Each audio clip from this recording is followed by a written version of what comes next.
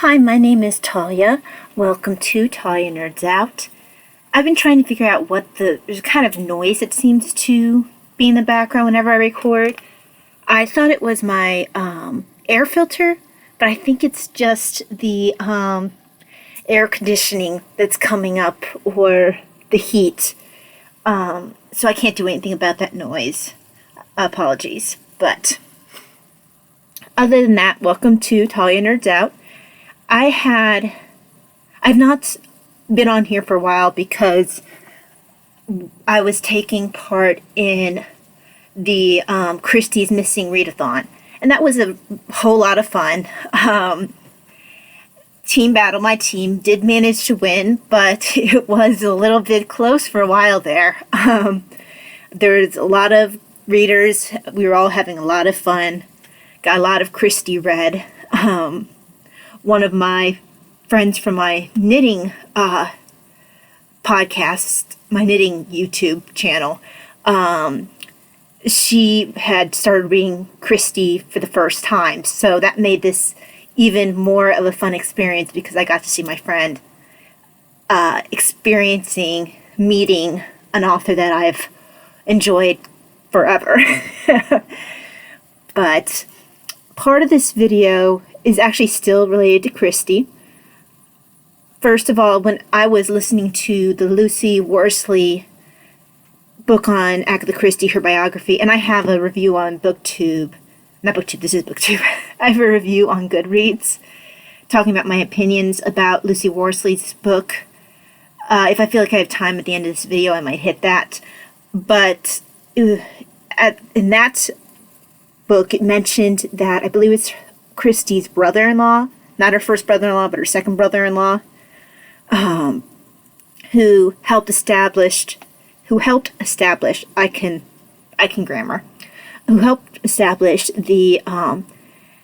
a Christie For Christmas as a marketing strategy. So I'm calling this episode Christie For Christmas. Maybe I'll read a lot of Christie going into Christmas, but I've been reading a lot of Christie as it is. I might need a smidge of a break. But I do have quite a few of Agatha Christie books that I have picked up during a little bit before the readathon started and then throughout the readathon. They're all used books because I wasn't going to spend the money for new books. I like used books.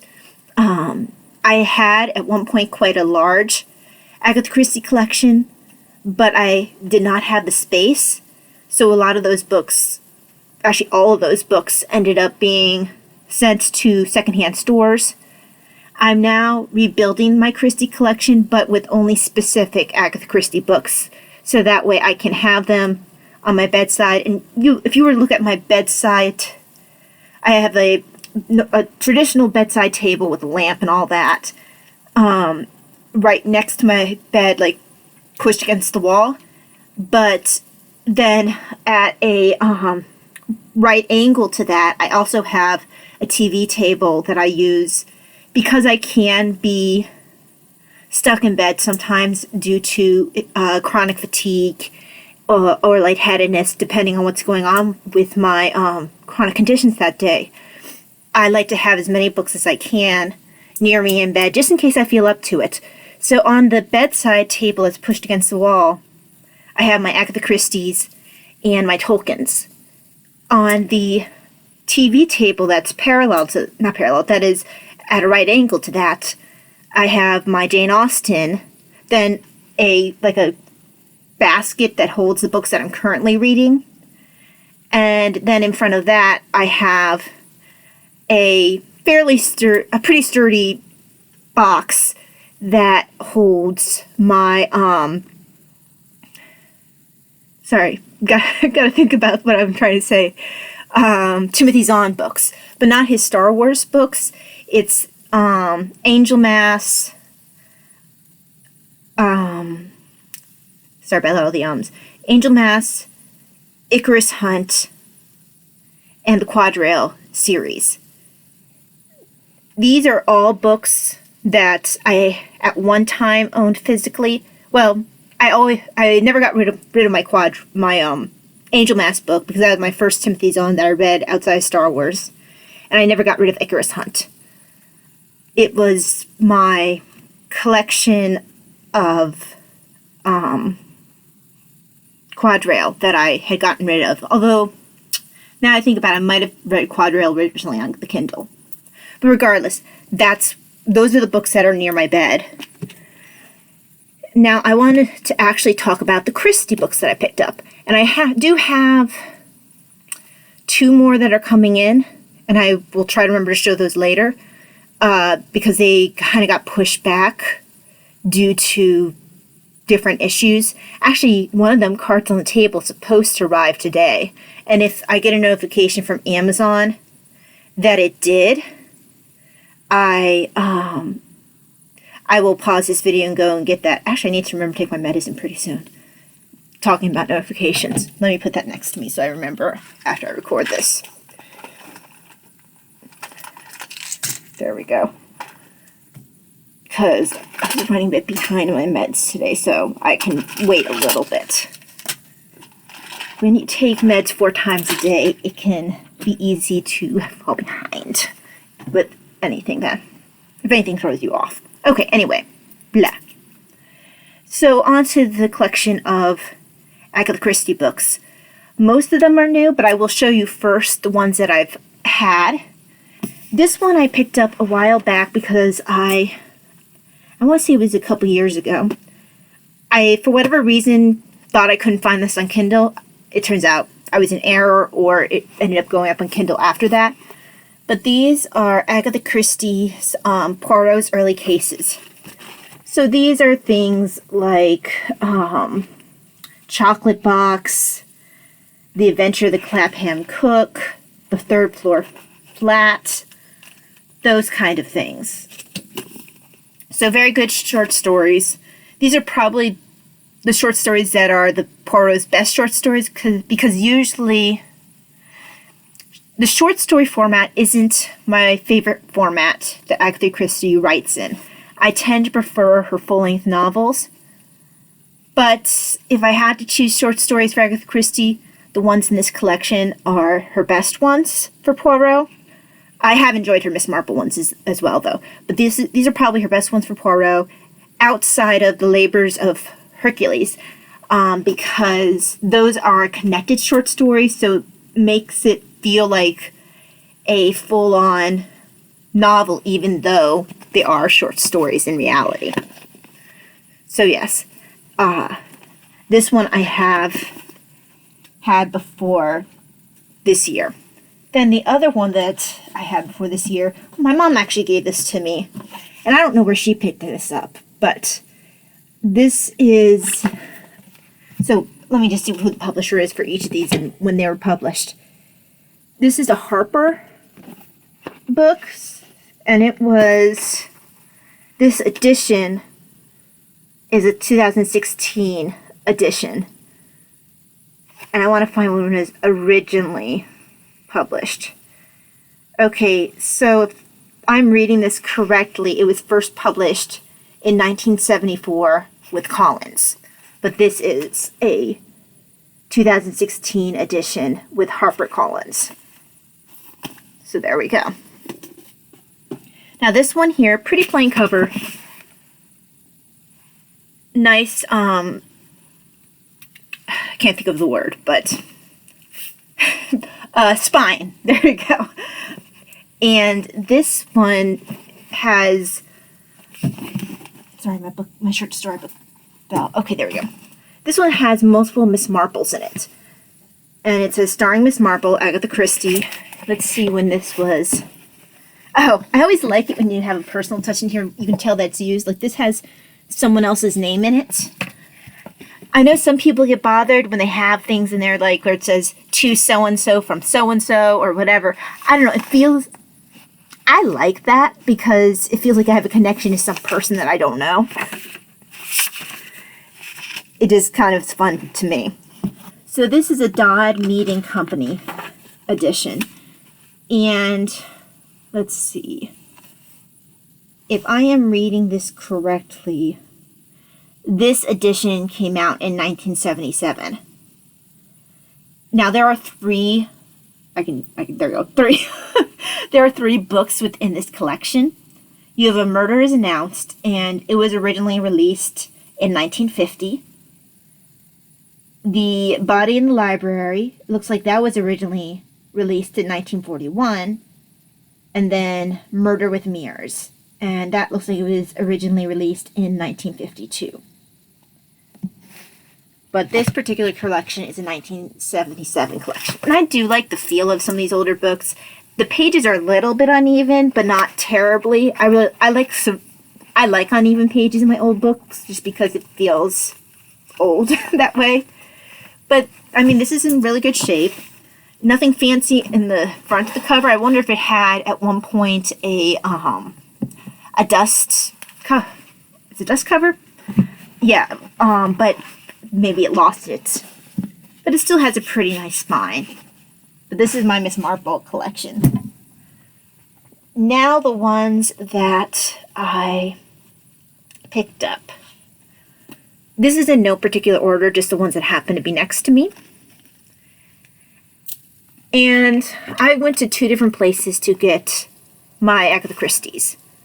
It was Amazon at their used book section, and then I got a lot of them from thrift books. I think it's thriftbooks.com.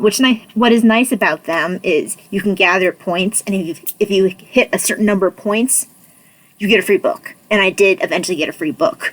But my free book ended up being, I think it was this one that ended up being my free book. Dictionary of Word Origins. And then, because I do read a lot of English literature, I also have a dictionary of English place names. And all these books were under $4.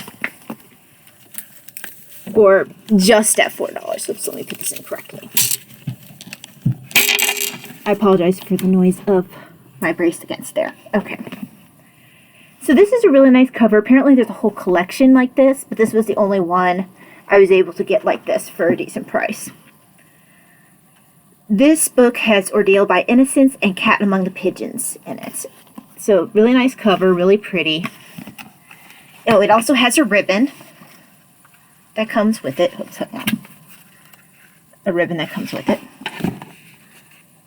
Oh, and I never noticed that this also...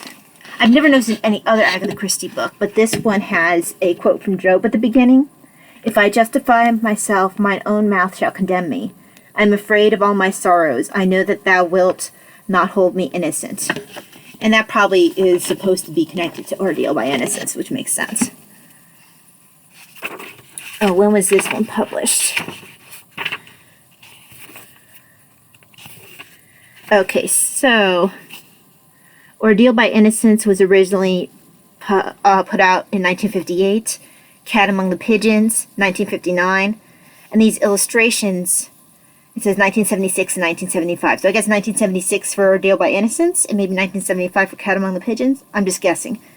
The illustrations are by, oh gosh, I'm not going to be able to pronounce this, Alice Jiranek and Andrei Nicolas Suter. Now I can't see, this collection is published by William Collins Sons and Co., but I can't see when it was they published this collection altogether. It seems more focused on telling when each of them were published. And I do want to show at least an example of the art. When I picked this up, I didn't realize that there was artwork in it. I just went for something that was inexpensive, and I was happy that the cover was pretty. Let's see. It's not like got artwork all throughout, but it does have artwork in here.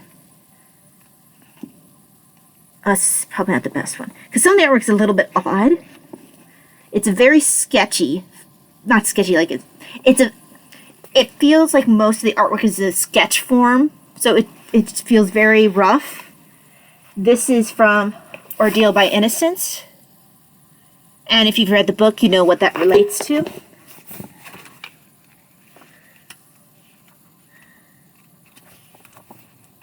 I'm just trying to see if there's another one from Ordeal by Innocence that I can show.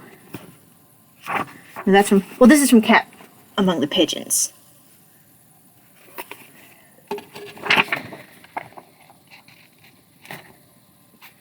here's another one from Cat Among Pigeons. So it's, like I said, it feels like the style is as if you opened someone's sketchbook. It doesn't feel like a very finished style.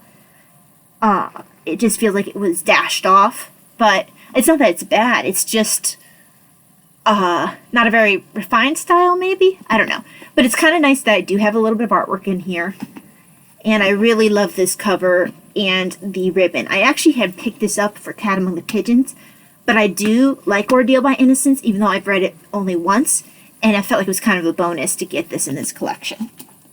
If you are not familiar with Ordeal by Innocence, it is not a Poirot or Miss Marple or any of Agatha Christie's normal detectives. This one is a standalone. Okay, so this one's another collection. Masterpieces of Murder. And what's nice about these collections is I go to doctor's appointments where I have to wait for hours in the office. Yeah, I probably won't make it through multiple books while I'm there, but it's kind of nice to have it with me. I don't always want to bring the Kindle because I'm afraid I'll lose the Kindle, and these books are $5 or less. I can always find another one. None of these are out of print. So I feel safer with the idea of maybe bringing a physical book rather than the Kindle.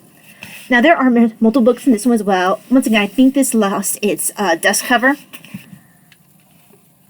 This one, like the Miss Marple collection, also has somebody's name in it, which I think is fun. I don't get any library cards, though. I feel kind of cheated. This one does have the uneven pages more than the Miss Marple one does. Hang on, let me take a sip of my tea. Getting a bit of a sore throat. I have a London Fog in here. I made it as a latte. The London Fog was the name of the tea. It's an Adagio tea. And I made it a little stronger than normal in 10 ounces of water. And then I added, while it was steeping, about 6 ounces of hot vanilla almond milk. So it's very London Foggy. More of a latte form than I might normally drink it. Oh, and this is my Christmas mug from Plum Deluxe. Isn't he cute? Okay. Back to my masterpieces of murder. So in this collection, I have The Murder of Roger Ackroyd, And Then There Were None, Witness for the Prosecution, Death on the Nile. About And Then There Were None. Did anyone else own at one point the version that was 10 Little Indians? I can't remember if I actually owned one of those or if I always owned the And Then There Were None, because it's been so long since I've had my original paperback. I kind of feel like I might have owned the 10 Little Indians, or if I didn't, I feel like when I first had And Then There Were None before I got rid of my copy, I feel like at that point they still weren't soldier figurines. They still were the Indians, and the little poem still said 10 Little Indians versus 10 Little Soldiers. Does anyone know when that changed? Because I would found it really surprising when I read 10 And Then There Were None this time around for the group read for the Christie's Readathon. It actually caught me by surprise to see the Indian figurines and the Indian part of the poem replaced by soldier, and I don't know when that occurred. And I'm actually going to see if this book does that as well. But yeah, Murder of Roger Ackroyd, And Then There Were None, Witness for the Prosecution, which actually I've only read that once, so I look forward to reading that again, and Death on the Nile. I'm actually kind of surprised that Murder on the Orient Express is not in this. This is put out by Dodd, Mead and Company. Oh, that's the same one who put out my Miss Marple.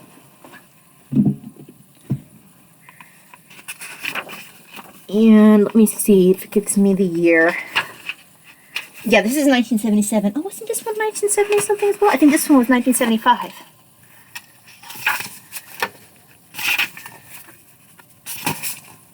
Oh, yep. These were published the same year. Both of these are Dodd, Mead and Company 1977 publications. Well, that's kind of cool. Okay. Now, The Murder of Roger Ackroyd was originally published in 1926, and Then There Were None was in 1939 originally, Witness for the Prosecution, 1924, Death on the Nile, 1937. And this whole collection was originally 1977. So no artwork or anything in this one. This is pretty simple, just like my other one. I did want to check with, and then there were none, to see if they have already changed it from what it used to be. Let's see. Because they must have had the island named differently as well. Okay, so in line with the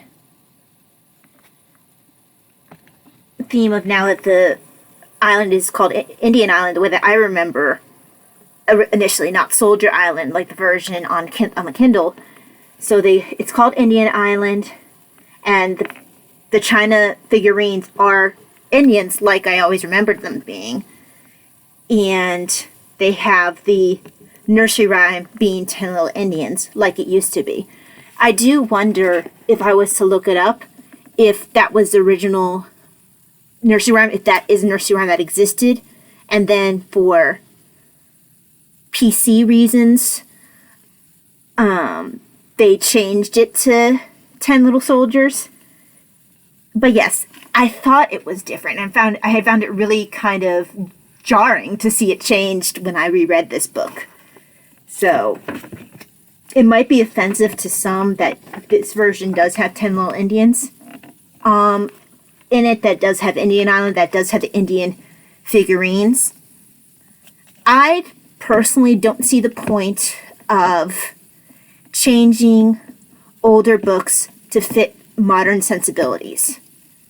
That might not be a popular opinion, but I understand that during Agatha Christie's time, she did change it from 10 Little, and I'm not going to say the word here, N-word.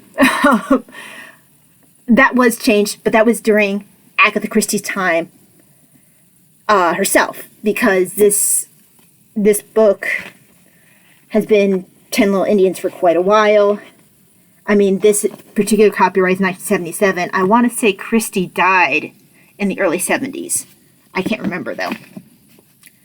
So this was a change that was likely made during Agatha Christie's lifetime. And yeah, I just don't... This was not something that was meant to be offensive, but it does fall in line with other things that you see in Agatha Christie's work. I have seen complaints in reviews where they complain about some of, I guess you would call them slurs, the way that some of the characters would refer to Italians, to people who are Chinese, just some of the way, what they would call them. They would use older terms that would now be considered offensive, and some people do take offense at that. Like I stated, this is a novel of its time, and to change it to fit modern sensibilities just doesn't make sense to me, because that's not what Agatha Christie wrote. That was not what fit her time period. So a part of me is kind of glad that I do have the version with 10 Little Indians. Like I said, it was not meant to be offensive. It was meant to fit what was supposed to be a nursery rhyme with that. And yeah, I say that I am happy about the version that I have within this book, because this is the version that I first read for And Then There Were None / 10 Little Indians. Lovely book.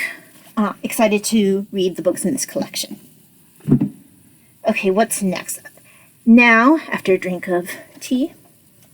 Oops, sorry for noise. Now this collection, this is the Agatha Christie Mystery Collection. And the covers are all the same. Sorry for all the noise. They all have the same picture on the front. These make me think of library books, although unfortunately I didn't get any with the library cards. And they should all be published approximately the same time, I would think. These are Bantam books. So I have The Pale Horse. And these titles are not always the ones that I'm used to seeing. I actually had to go and pull out my Agatha Christie reader checklist from Checker B checklist in order to make sure I knew for sure which books I had, because some of the titles were just not ones I was familiar with, because I'd always seen them by the other title. But yeah, this is Pale Horse, which is one that I do enjoy. It's not a Poirot, it's not a Miss Marple. It's one of the few ones where Mrs. Oliver shows up without a detective, one of the normal detectives like Poirot, being the main detective. The other place where she's been seen without Poirot is where she first showed up in the Parker Pine short stories. But she mostly made a cameo in that, as far as I can see. This is actually a full-length novel with her being a supporting character. So I really did enjoy this. It also had other characters that I had met in another book that I never expected to see again. So that was exciting.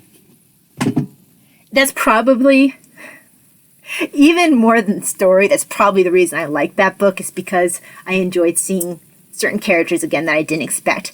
And I always do love a Mrs. Oliver book. Now this one, The Labors of Hercules. And I did want to get this one. This one has a little bit of wear and tear on it. Looks like someone ended up bending this page. I'm not sure if you can see with my lighting. Someone ended up bending this page when they tried to put it away, but it's not torn. It's in good shape, basically good shape. And it's part of that Bantam collection. Happy to have this one. Then The Hollow. And I'm not sure if everyone feels the same way about The Hollow that I do. I think the character development in this book is really amazing. Some of Agatha Christie's best characters are in this book. You never see them again in any other book, but these characters are complex, they're interesting, they really do feel real and unique, and they have their own voice. I really enjoyed The Hollow for this. And the other one that's like this, even though I didn't pick it up because I probably won't read that one very often because it kind of gives me the creeps, or the ending kind of, it made sense, but it always kind of bothers me just because of the way it ended. I wouldn't change it because I think it was a good ending, but it sticks with you. But the other one, like The Hollow, with its character development, is Crooked House.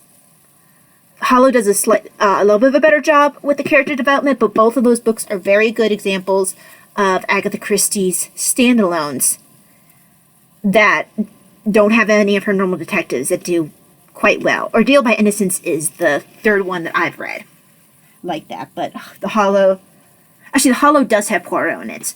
He's just he's almost like a side note to everything else going on. These other characters really take the lead, which is not common in a Poirot book. He almost takes more of a Miss Marple role in it, where he shows up, but the drama kind of occurs around him. Less of him being an active participant. Like I said, much more like a Miss Marple in that way. This is one of my favorites, Towards Zero, and this is a superintendent battle. This is another one actually with really great character development. And what I like about the superintendent battle books is he is a good character, but he's also a character that he's not as dramatic of a character as Poirot. Poirot's ego has to put him center stage, which is why it's so surprising with Hollow that he's not in center stage. But that's the way Poirot's ego is. He's always going to be in the center of everything. He has to be. He just couldn't have it any other way.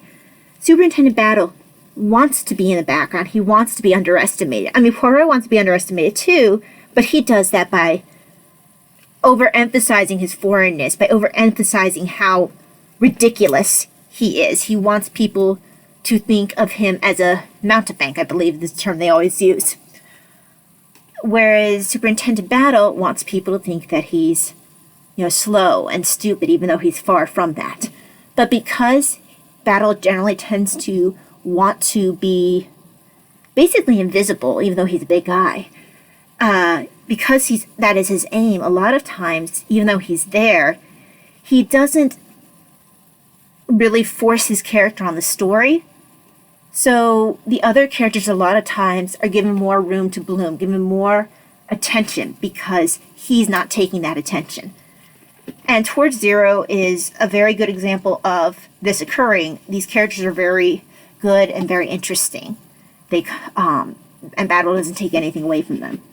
Although there is a very good part in the beginning with Battle that does work on his character a bit, or show aspects of his character that you might not otherwise see. So very good book. I would also recommend, even though they're very different than most of Agatha Christie's other works, Superintendent Battle has 2 other books that he's in that are quite good. The Seven Dials mystery, it's first The Mystery of the Chimneys and then the Seven Dials mystery. And those are more like spy thriller type things. They're not quite the normal whodunit mysteries, but they are quite fun.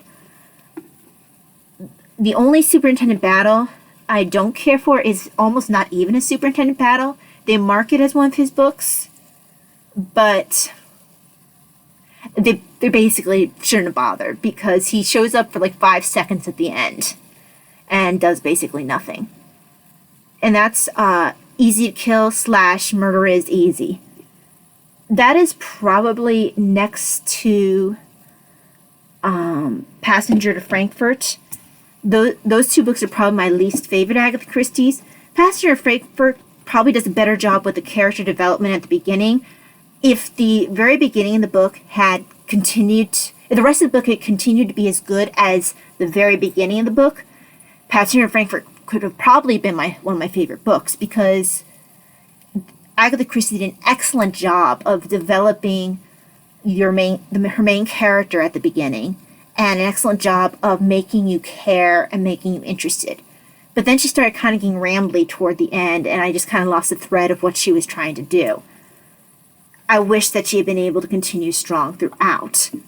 I know that not everyone agrees with me with that assessment, but Passenger Frankfurt to me was a little bit of disappointment because of that. Now, Easy to Kill / Murder is Easy, that one, my problem was the characters, unlike Passenger to Frankfurt, where there was good character development at the beginning. I simply did not like the narrator. It felt like it was Hastings taking over the investigation. The man could not focus because there was a pretty girl there, and it drove me insane because it basically felt like Hastings was taking over an investigation, and I was not impressed. I actually tried to listen to it again recently, and I couldn't finish it because I just can't stand the narrator. So, the main character. I would rather read Passenger to Frankfurt again than finish Murder is Easy / Easy to Kill again. So that's saying something. At least I like the main character for Passenger to Frankfurt. Okay, but that had nothing to do with Towards Zero, one of my favorite Agatha Christie's. Now this one is actually, and I wish I hadn't gotten rid of my original. When I first started reading Agatha Christie, I started with the Hercule Poirot's Christmas. It was a paperback my grandmother gave me. She always has had a tendency to give books when she's done reading them. She's not really a rereader. She gets books as part of, book clubs or whatever, and then just gives them away once she's done with them. I'm a selfish reader. I can't do that. If I want to reread my books over and over again, so it pains me to give away a book. And yeah, I wish I had kept my original Hercule Poirot's Christmas, because that was my introduction to Agatha Christie. For that reason, when I was picking up my physical books again, I knew I had to pick up that book again, just because it's a very special book to me. Because it was my first book. Now, I ended up finding the alternate title that I've actually never read this book under this title. So the alternate title for Hercule Poirot's Christmas is A Holiday for Murder. I think I've also seen Murder for Christmas is another title. Let's see. Let's check Checker B checklist. This will tell us. It's probably under Hercule Poirot's Christmas, though. Okay, so according to the Checker B note, this title is also known as Murder for Christmas and A Holiday for Murder. If anyone's interested in this little booklet, which I find as being really irreplaceable. Yes, I know there's the internet, but there's just something about being able to flip through a physical book. It has fun facts. It lets you check off the ones you've had. I've had this, I want to say, since the early 2000s, when because this was put out in the 1990s, so I can't imagine that I would have had it. I might have had it pretty soon after I started reading. Let's see when it was put out. Okay, this is copyright 1999. I probably picked it up that year or 2000, which would match a little. It'd be a few years after me getting started with Agatha Christie, because I would have gotten started in 96 or 97 with Agatha Christie, because I started her a little after coming back to the States after my dad having been stationed in England. He was Air Force at the time, and we were at Lakenheath for 4 years, something like that. But yeah, so I have an approximate idea of when I started reading her, and this would have been a couple years after. I'm pretty sure I got it, like I said, very close to this being released. This isn't printed anymore as far as I can tell, but you can get used versions that are basically like new on Amazon. And like I said, I love this book. I love having it. I use it all the time. It stays up here with my reference books, like my new English place names book and my Origin of Words book. Just some of those books that you just like to have nearby as a reference. So yes, those are the other titles for this particular book. It's actually a really good story, even outside of the nostalgia that I have for it. So that's A Holiday for Murder. Now this one, again, I actually have never seen it by this title. And I had to look it up, even though I had an idea of what it was. So this one, the title that I have is Poirot Loses a Client. And this is another one that I've never owned by this title prior to this. The original title is Dumb Witness. I want to make sure there's not another title for it as well. So Dumb Witness looks like it was originally put out in 1937. Yeah, and its only other title is Poirot Loses a Client. So this is one that I like. This one for Hastings. This is one of the few ones I actually really like Hastings in. I think he gets a really good showing in it. I love the dog in this. I tried to pick up have available a book that really had a good showing of different characters. So that way I kind of got to enjoy all of them at their best. I do have Cards on the Table still coming in, and then the short story collection of Poirot, of the Christmas Pudding, The Mystery of the Christmas Pudding, I believe it's called. Because you can't get the whole short story collection on Kindle. You can only get the solitary short story. But I wanted the whole collection, so that's coming in. I think it's The Mystery of the Christmas Pudding or something like that. So those are the two I still have coming in. But yeah, this is my favorite Hastings book, Poirot Loses a Client / Dumb Witness. Now this is the last one I have of my physical Agatha Christie novels to show at this point. This is Mysterious Affairs Styles. Obviously, I had to have this one because this is the first ever Agatha Christie, and I couldn't not. I had to have the first introduction of Poirot. So there's that. The final one I have to show is not actually an Agatha Christie novel. When I was listening to Lucy Worsley biography, I was actually a bit disappointed with it, to be quite honest. I'm a fan of Lucy Worsley's documentaries. She has a very easy style. And I can see where you do learn a lot from her. But when I picked up her book, I expected something that felt more professional. Because I believe that she has a background of being I want to say it's a museum curator. So when I picked up her book, I expected to be in line with a lot of the history books that I read. I read a lot of history books if you followed my channel before. And what I expect in history books is a very scholarly style. I did not find this in Lucy Worsley's Agatha Christie book. And what was the full title? It was, I want to say it was Elusive Woman, Agatha Christie. Let's see. Let me pull up I was listening to it on Audible after a while. Let me pull that up. And the nice thing about the Audible book, even if I didn't necessarily care for the style of Lucy Worsley's writing, I would recommend, if you choose to read the book, check out the audiobook. It is actually narrated by Lucy Worsley. And if this had actually been a documentary versus a book, I probably wouldn't have minded the style. This felt like she was giving one of her normal documentaries where she'd show someone around. And that's fine for a documentary. I expect differently. I expect more from a book.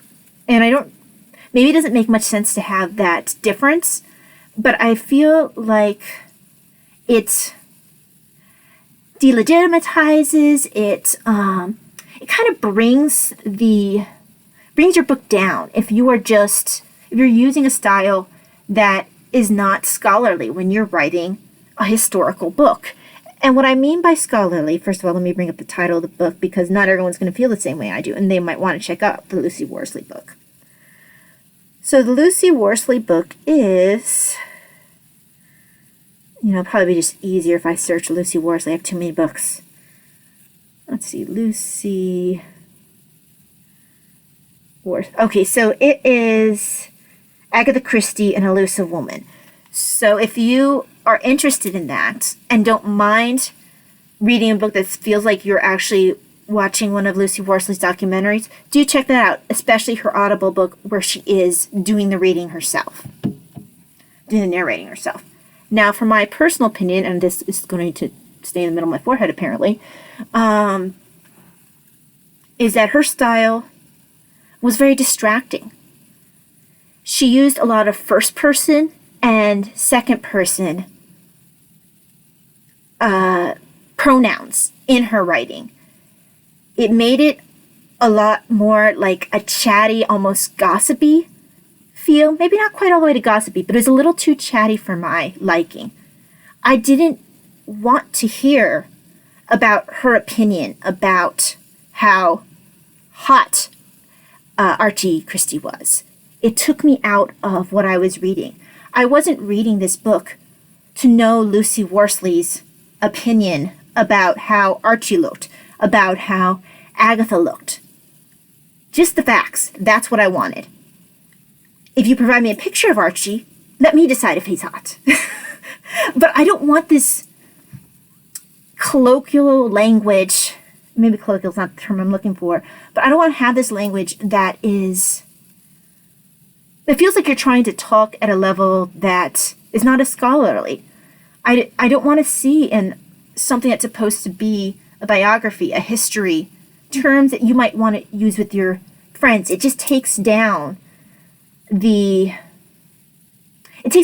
a different level. I'm not sure if I'm explaining myself well, but I expect more, I expect better from my history books, from my biographies. But, so she tended to use this style, a lot of I, a lot of you, and it wasn't something I expected. It might not bother someone else, but I went in with different expectations. And I have others of her books, and I will read them, but I probably won't pick up any more if that is her style, because that's not a style I enjoy for books that are meant to be historical books, that are meant to be biographies. The thing is, I don't remember her doing this in the other book of hers that I've read prior to this, which was one, I think it was about murders during that time period. Let's see. Let me type in Lucy Worsley because I know I have her other books from her. Okay, so I don't remember this for The Art of English Murder. Maybe I just didn't notice it. Maybe it didn't bother me at that time. But I didn't feel like there was as much self-insertion in that book. I don't remember it feeling as much like I was listening to one of her documentaries. Granted, maybe at that time, I hadn't watched as many of her documentaries. I will have to reread that book, maybe see how I feel about it now, but I remember really enjoying The Art of English Murder when I read that one. And I was very disappointed that I didn't like the style that she went with for Agatha Christie, An Elusive Woman. And then the other thing that bothered me was she acted like Agatha Christie really paved the way for women to, made it so that the definition of author was not just seen as a guy, which was disingenuous, honestly. And I didn't know where Lucy got this from because she's written books about Jane Austen before, or a book on Jane Austen before. She even referenced Austen in this book. And so I don't know why she chose to go that route. It was because people paved the way for that before Agatha Christie. Agatha Christie was incredibly successful, and she still continues to be one of the best, still continues to be one of the 3 best-selling authors, even to this time. They say that you have the Bible, you have Shakespeare, and then you have Agatha Christie. Those are the top, top printed, they're the top sellers. They just are up there in how many books are sold, have been sold, etc. So she remains with a high popularity to this time, and that was really something that was amazing that she did. She hit upon a style, she hit upon a formula that really appealed to, and it continues to appeal to, a large number of people. But she did not, by any means, create a space for women to be able to write. Women were already doing this. The ones who paved the way were people like Jane Austen, who was highly influential in the creation of the modern day novel, with the way that she dealt with point of view, character of voice, these kind of things in her novels. She was a trailblazer during that time. You have the Bronte sisters. You have some of the ones from what's her name? She did a lot of the Gothic novels.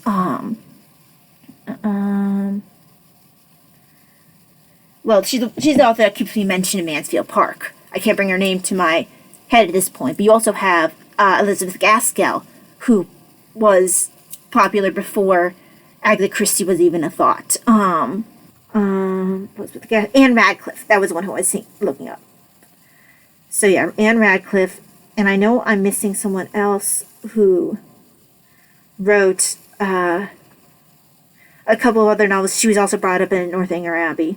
But so there were women who were popular. I mean, there's a point made that Agatha Christie was encouraged to write a book. I think it was for Queen Mary. It was the mother of our late Queen Elizabeth II. She was encouraged to dedicate a book to her. But before Agatha Christie ever had that honor, Jane Austen had that honor. She was encouraged by the King George, who was originally ruling as regent, but then became king in and of his own right. She was encouraged to dedicate a book to him, and that ended up being Emma. Now, unfortunately, she didn't actually like him very much. He treated his wife horribly, but she did dedicate the book to him because you can't really tell the king, no, I'm not going to dedicate a book to you. So Jane Austen had that level of popularity before Agatha Christie even existed. And I mean, you look at people like Louisa May Alcott, all these authors who were popular before Agatha Christie existed. So to say that she somehow she changed how people saw the author is disingenuous. I mean, especially since even during her time, there were popular female authors. You had Marjorie Allingham, you had Dorothy L. Sayers, authors who were, again, mentioned in this book. And I'm not sure why Lucy Worsley decided to go in that direction when she ended up contradicting herself. Agatha Christie, very good author, an author who was very successful, far beyond I think anyone would have imagined that she could be. But what she didn't create a space for women in the writing world. Women had already created their own space years ago. Agatha Christie was just able to enter that space because of these women, and she was able to grow her audience, was able to take advantage of what these women, the trailblazing these women did before her. So I felt like it was diminishing these other female authors who did so much to ignore what they did that allowed Agatha Christie to do what she did. Agatha Christie didn't have to face any sort of, oh, you're a woman, you can't, be an author, blah, blah, blah. Quite a few of the members of the Detection Club were female, and nobody cared. Like, that was already okay. That was already a thing. There were already women who were playwrights the way that Agatha Christie was. She might have been one of the earlier ones, but it wasn't considered, weird. Dorothy L. Sayers had a play going on. She wasn't nearly as successful as Agatha Christie, but she had plays that went on as well. There was another young lady who did at the same time as Agatha Christie. She came from basically nothing, and she was able to put out plays. And actually, this was mentioned by Lucy Worsley in her book as well. So, on the one hand, Lucy would mention things that showed that there were other women who were highly successful prior to or alongside Agatha Christie as writers. But then to make this claim like somehow Agatha Christie created this path that wasn't there, it just, logically, it doesn't go. Evidence goes against that claim. So that kind of put the nail in the coffin for me for that particular book. Again, you might not care. Maybe you might find if you read the book that I'm overreacting. But between the style and what felt like diminishing the, not the efforts, but the contributions that these other female authors made to the genre of novel writing and to women's place in the world of writing, the ignoring of those contributions or the diminishing of those contributions, those things bothered me. The style and the diminishing of the contributions of other female authors prior to / concurrent with Agatha Christie. Those were the things that bothered me most. Okay, moving on to Lucy Worsley. Some of what I said might get edited out because some of it ended up being rambly, but I'll try to leave as much of the coherent stuff as I can.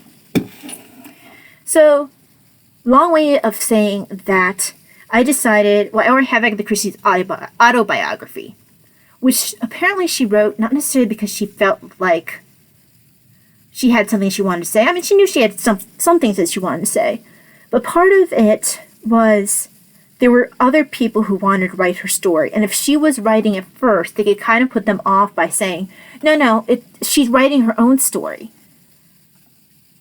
And the book was supposed to be published after she passed. And it was published after she passed. But there were plenty of people who took it upon themselves to write unauthorized biographies. And some of them were quite brutal. There was one who was quite judgmental of Agatha that tried to make the claim that, she was basically vindictive in what happened when she disappeared. I personally am of the opinion that it was a mixture of things. I do think there was that with her depression, she went into a very dark place, that she did try to kill herself, and that she disassociated for a while, that she just went to a place where she didn't have to deal with everything that was going on in her life. Because she did have other traumas in her life, and Lucy Worsley did actually mention this in her book, to give credit where credit is due, about the things that she would have seen as a nurse during World War I that could have affected her mental health, as well as a loss of her mother, who she was incredibly close to, and at the same time, Archie telling her that, oh, you know, can't really be there for you. I don't do well when people are in pain. I'm leaving you for this other woman. So it was multiple things tied up, and the stress of trying to keep up with all her writing obligations. She just broke. And I think that that's what happened. I think that there might even be some merit to the story that they put out, that she had some memory loss.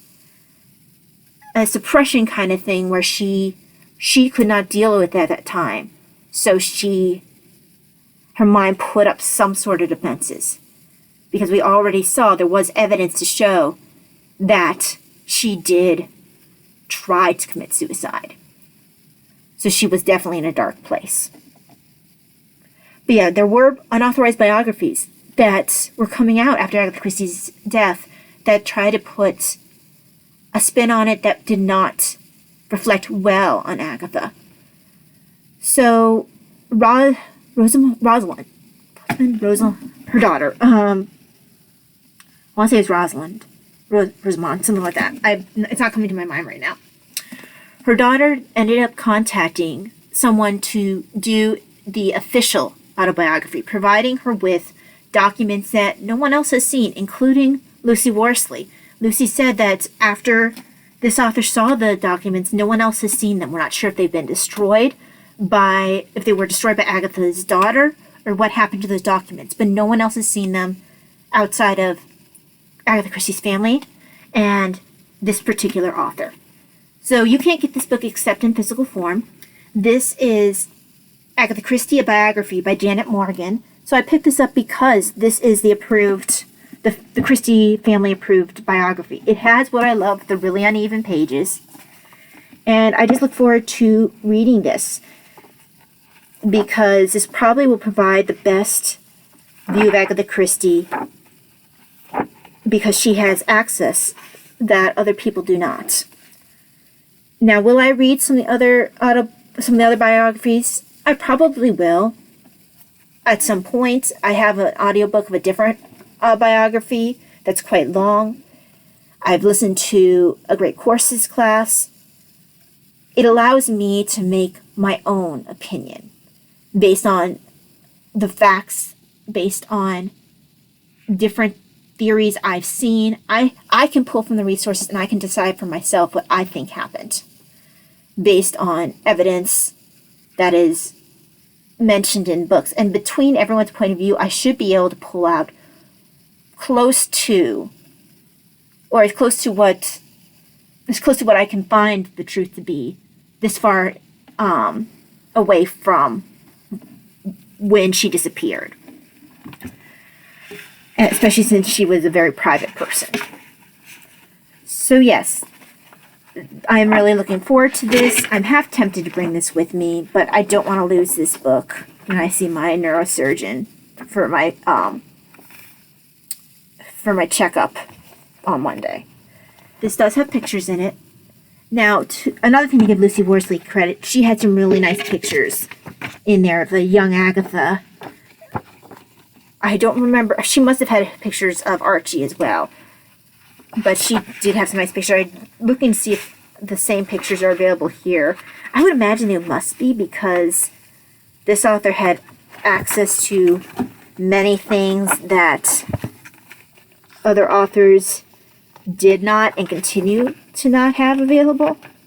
I also am planning to read Agatha Christie's autobiography.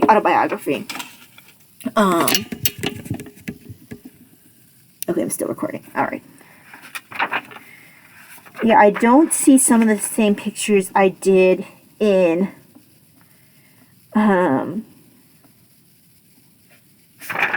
I don't see some of the same pictures that I saw in Lucy Worsley's book. So she does have, as far as I can tell, she did have access to some pictures that do not appear in this book, or they chose not to put in this book. Now, I am just flipping through, so I might have missed some, but that is something that appears that Lucy did have access to. And I still have to read Agatha Christie's autobiography, see what she adds in there. But yeah, I'm very excited about this book. I'm very excited about all the books that I've got. This is a bit rambling. I hope that y'all enjoyed that. I know Janelle was really hoping to see these books. And yeah, this was fun. But I've been recording for a while. I need to go take my meds. I will return later for some other video. I did recently write in my blog, Chronically Rambling. I wrote in the blog a character deep dive on Edmund Bertram. And I'm not sure if I will also create a video on that. I tend to be a lot more coherent in a writing format. I'm able to think, I'm able to write in a way that's just more coherent and makes more sense, and I just repeated the exact same thing. So, brain fog doesn't usually affect my writing in the same way. Or if it does, I'm able to go back and edit so I don't look as much like an idiot. But I did write something on Edmund Bertram. I'm thinking of writing another character deep dive later on Edward Ferrars, just because these are two characters that are often looked down upon, maligned among the heroes in Jane Austen. Like I said, I will read over my my blog post. It ended up being about 5 pages on Word, so it is quite a long blog post. But I can see if I can condense some of it to make it a video for anyone who might be interested.